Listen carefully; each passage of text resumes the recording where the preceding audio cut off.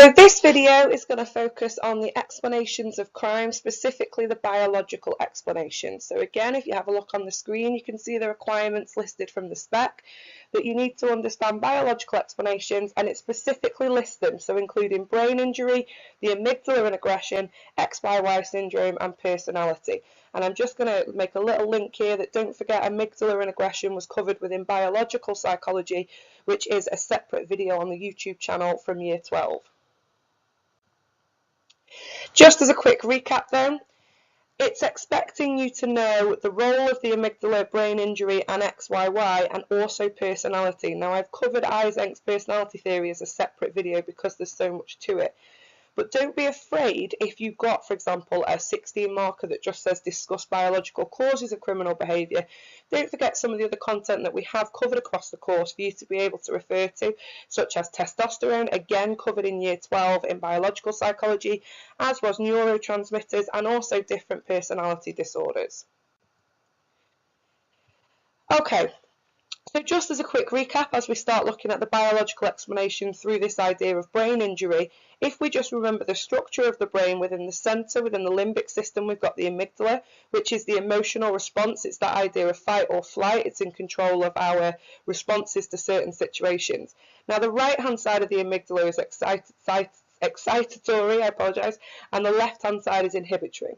Now, the normal functioning of the amygdala actually involves a balance in their emotional response. So, for example, if you were to stimulate the right-hand side of the amygdala, it would lead to rage and hypersexual behaviour. Whereas if the left-hand side of the amygdala is stimulated, it actually leads to passive behaviour. And we know, obviously, that amygdala is actually key in this idea of fear conditioning, so how we respond to different types of stimuli.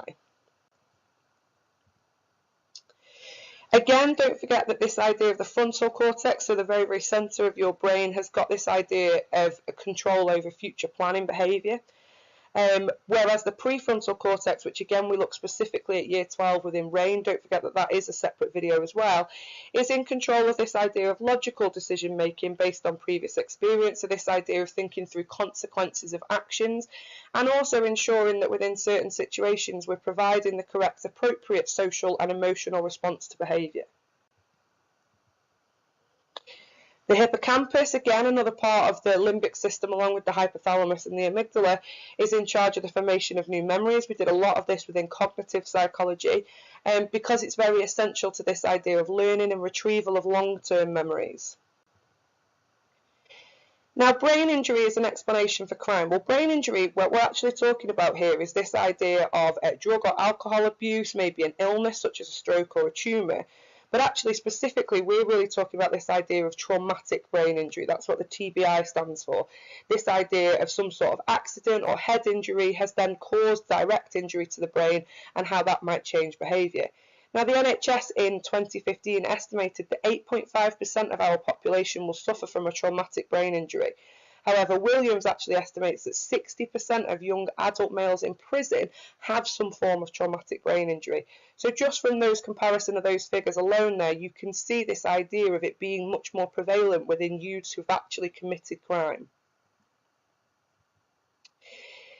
And just a quote here from Williams across Shattered Lives, which was the charity that he was working for at the time, said that the young brain is prone to risk-taking, and this is why this explanation of this idea of young adults being more at risk of brain injury, because this idea that they will take those opportunities to take risk and therefore finding themselves in a more vulnerable situation within their minds. So how does traumatic brain injury increase the risk of criminal behaviour? Well, the prefrontal cortex is actually at the most risk of traumatic brain injury, which makes perfect sense, doesn't it? Because it's at the front of your brain. But don't forget that this is also the part of your brain which is responsible for assessing risk and this idea of looking through the consequences of decisions. So the minute we've got any sort of damage to the front part of our brain, to our prefrontal cortex, it's actually going to reduce our ability to think through consequences of situations from there on.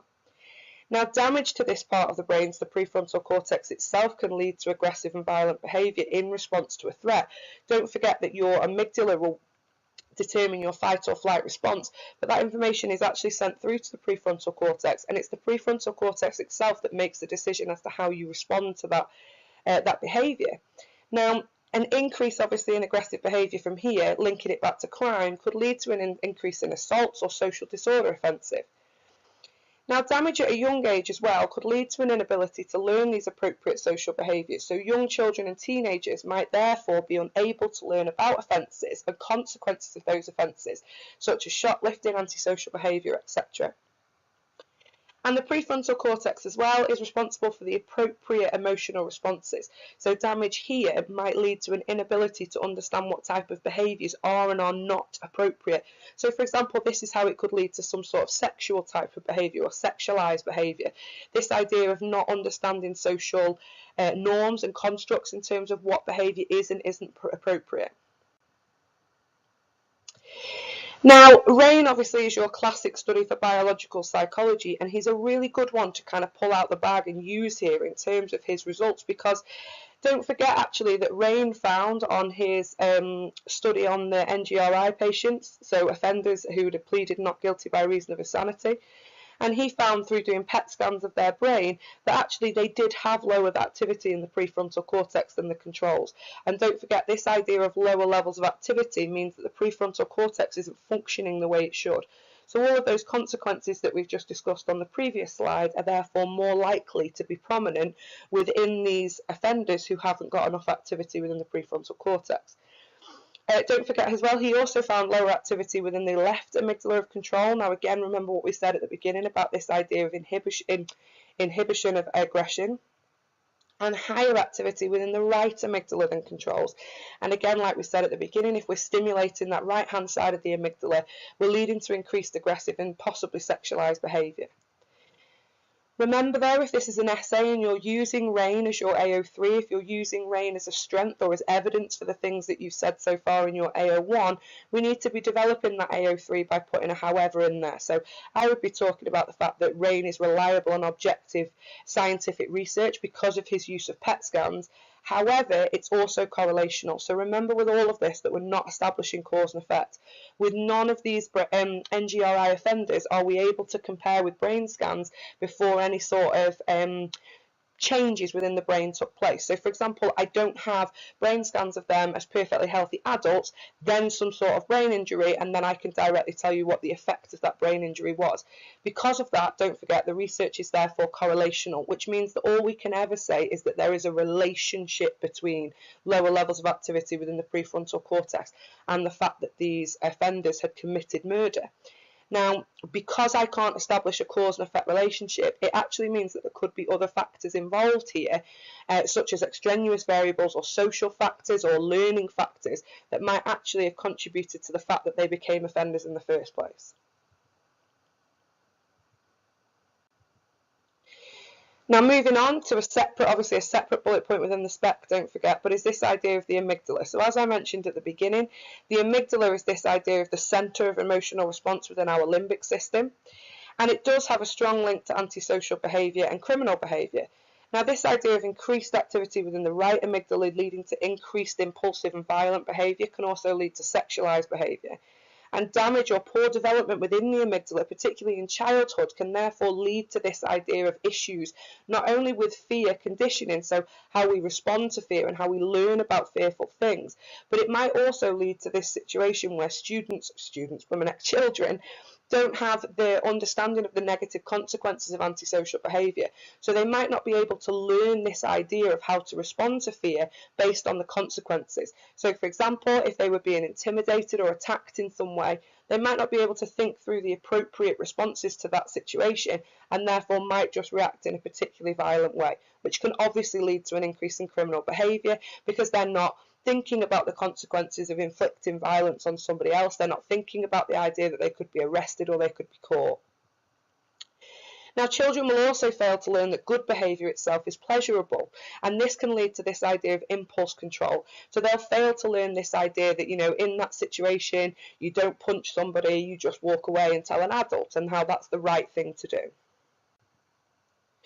Now, research to support this idea of the amygdala causing criminal behaviour, you can use any of the ones on the screen. So again, we've got Pardini, who studied a group of 26-year-old males and found that males with lower amygdala volumes were more likely to be aggressive and violent than 26-year-old men with normal-sized amygdala. So obviously in this study we've got a control group, which is good because it allows us to make a direct comparison. But don't forget, we're still talking about correlational research here. We're still not being able to directly say, based on previous brain scans, that everything was, hunky-dory and working fine, and then it was the damage to the amygdala that directly caused the aggressive behaviour. Now again, as discussed on a previous slide and done in a lot more detail on a separate video, you can talk about RAIN and this idea of lower activity in the left amygdala and higher activity in the right amygdala, and how that might have contributed to the crimes.